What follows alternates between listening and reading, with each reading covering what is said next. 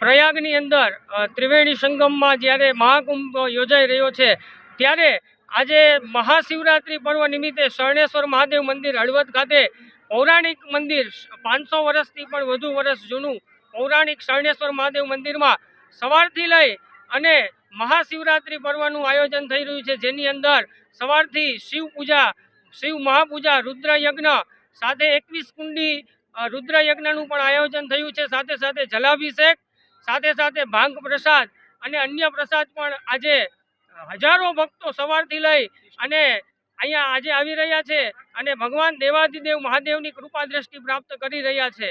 તો આજના દિવસે ખૂબ જ આનંદનો પર્વ છે અને દેવાધિદેવ મહાદેવનો આ આરાધનાનો દિવસ છે।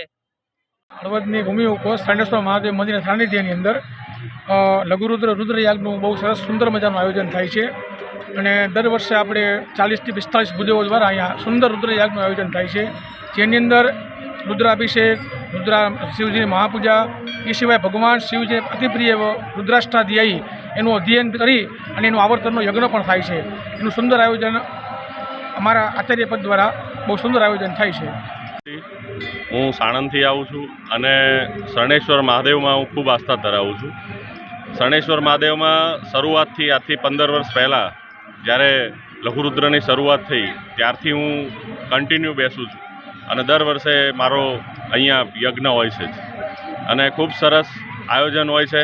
શરણેશ્વર મહાદેવમાં હળવદમાં બ્રાહ્મણો દ્વારા ખૂબ સરસ આયોજન કરવામાં આવે છે, સરસ રીતે શિવરાત્રિની ઉજવણી કરવામાં આવે છે।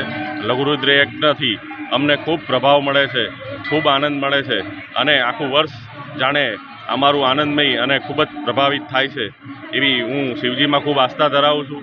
સાણંદમાં પણ મેં એક મહાદેવ બનાવેલું છે અને ત્યારથી 15 વર્ષથી હું અહીંયા શિવરાત્રિમાં લઘુરુદ્ર કરવા માટે આવું છું। મારી સાથે મારા સાડુ પણ અમદાવાદથી કાયમ લઘુરુદ્રમાં પધારે છે।